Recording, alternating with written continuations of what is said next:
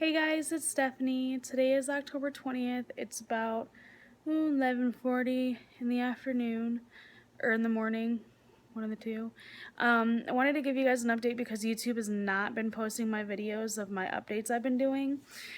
Last time I talked to you guys, Methodist was supposedly sending over my medical records to UNMC expeditedly. They didn't.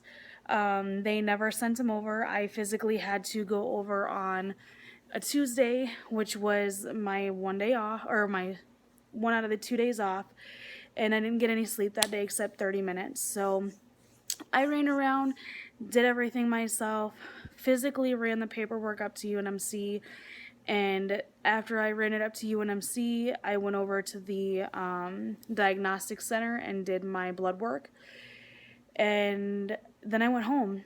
So by the time everything was done, I started at 7 o'clock in the morning, and I didn't get home until 3 o'clock in the afternoon. So for me, that's more than 24 hours of being up. I then, from about 3:15 to about 3:45, took a nap, and then I got called by UNMC saying that they had everything that they needed except an exit meeting with the surgeon, and my insurance now required an exercise physiology appointment. So we scheduled both of those on Wednesday. The surgeon appointment was on, or not Thursday, on Wednesday, I'm sorry. Wednesday at 11:30 was the surgeon, and 1 o'clock was the exercise physiologist appointment. So I went there on Wednesday and met with the surgeon, Dr. Tanner. She's such a sweetheart. Like, she's so down to earth. She doesn't sugarcoat anything. She let me know that I am, I guess, tiny. And that's like the third time that I've been called that in this office, which I don't know if I should take it as a compliment, but considering all the other people that they've seen are probably a lot bigger than me, I should take it as a compliment, I guess. I don't know. But she said that I'm the smallest person that she's going to be doing a surgery on, but that makes it that much more easier. She doesn't see any issues going forward. She thinks that it'll be a piece of cake, about 2.5, 3 hours max. That my recovery, as long as I can hold down liquids, I'll be out of there in 2 days. They'll remove the drainage tube once right when I'm about to leave, so that'll be the last thing that they take out. Told me a little bit about the pre-op diet, liquid diet, what she expects of me in the hospital. She's had no patients die, so 0 mortality rate, which is phenomenal. She has had a couple people that have had complications from surgery, and that is solely because they don't follow medical and surgical recommendations. They either drink, smoke, or take NSAIDs, which causes stomach ulcers, and that's the only complications that she's had. So fingers crossed I don't get any of them, and I am kind of like fly through it, but knowing my luck, it won't. I'll have every complication there is. Anyway, where was I? Oh yeah, exercise physiologist was at 1, and I had lunch. Well, I didn't have lunch, but I went over, saw my mom, because she's right down the street, hung out with her until about 12:45, and went over to the exercise physiologist. Now, my expectation from this exercise physiologist was that she's going to put me on a treadmill and run me. And I do not run. I walk fast. And I got in there, and she was super nice. Her name was Chris, and we just kind of chit-chatted a little bit. How was my weekend? And that weekend before I met with her, I had went to a wedding.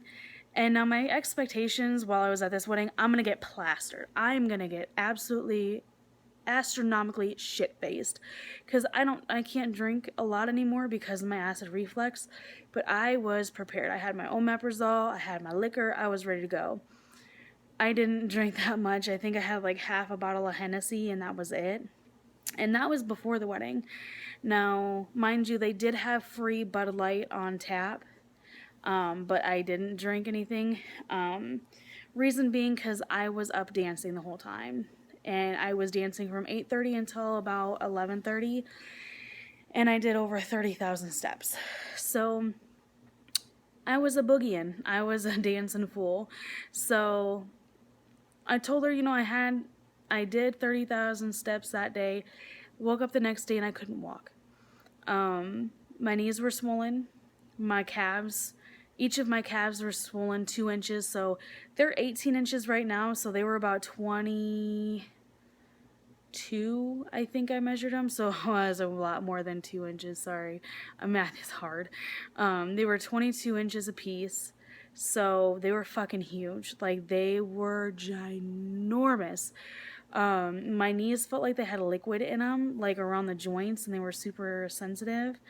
My back hurt really bad. I just couldn't. I was horrible. I was miserable. Like, I slept really good, but I was just super, super miserable. And then we had like an hour and a half, like an hour and a half drive home, which didn't help because I wasn't moving, so I got stiffer. But yeah, she said she's not going to run me because she feels like I'm super motivated. But the main thing that's holding me back is my weight. She feels like if I were to lose like 20 to 30 pounds, then that would take the pressure off of my knees and my hips, and I would be able to work out a little bit harder or start working out more than just 30 minutes a day of walking. So she does want to meet with me in 5 to 6 months post-op because she wants to get me on an exercise plan to where I can start running, like training to run a 5K, because that's my ultimate goal, is to be able to run a 5K without stopping. So she really wants me to get there, and that's what we're going to be working towards. So she'll get me an exercise plan, and I'll be able to start working on that. Also, I got my test results back from my blood work, which we knew something was wrong because I was sleeping all the time. And when I say sleeping all the time, I mean sleeping all the time. I would get up, like I would go to bed at 7, and I would get up around 4 or 5, stay up for 2 hours, and then go to bed from 7 to 9, and then get up and go to work. And that was my daily routine. That has been my daily routine for about a week now. So blood work came back that I'm not pre-diabetic, which we kind of already knew. I have a severe iron deficiency, which we kind of already knew, and I was taking like Flintstone chewables with iron, but apparently that's not doing enough. I have a severely low, severe vitamin D deficiency, and my B12 is like basically non-existent. So they want me to go in and do B12 shots for 3 weeks for once a week, and I think it's like, she said like 10,000 units, or like it seemed like an ungodly amount, but she says that that's what they do for people with a low B12 count like I am, just to kind of get me up to where I need to be, and then I need to be taking at least a minimum 1,500 milligrams or micrograms of B12 a day. So I did order my vitamins online. I found a vitamin that has all of the nutritional requirements for after surgery. So I'm just going to start taking it now because I feel like I need to get myself in the groove of taking the vitamins. The only thing it does not have is the calcium citrate, which I found for like $30 for 90 chewies, I guess it is. I haven't ordered those. I won't until I actually am scheduled for surgery, because those are like $30 a bag. But yeah, oh god, that was a lot. I just thought I would let you guys know and update you guys. They haven't submitted anything. I called them today, and the lady at the bariatric office was kind of a bitch, to put it lightly. I just told her, I was like, hey, you know, I saw the doctor or surgeon on Wednesday, want to see if you submitted anything. And she was like, no, the surgeon has to sign off on it, and then it has to go through the case manager, and the case manager makes sure that they meet all the requirements for the insurance, and then I submit it to insurance, and then we'll notify you. I was like, okay, you'll notify me when you get an answer or when you submit it? Well, when we get an answer. I was like, okay, well, I'm a little bit concerned because there's like 70 some days until the end of the year. And if it can take insurance up to 30 days to approve it, that leaves us with like 40 days. And if it gets denied, we have another 30 days on our hand to appeal it. And then by that time, it's the end of the year, and I'm fucked. So I was like, you know what? Just call me when you submit it so I know and I can document for my records. And she got an attitude. Like, I was asking her to fucking give me $1,005,000. Like, seriously? I don't know why I said $1,005,000 either. It was the first thing that came into my head. But she was just super rude. Like, you haven't had anybody ask you and you're a fucking insurance coordinator? Like, get real. Like, it really pissed me off for like a minute. It really did.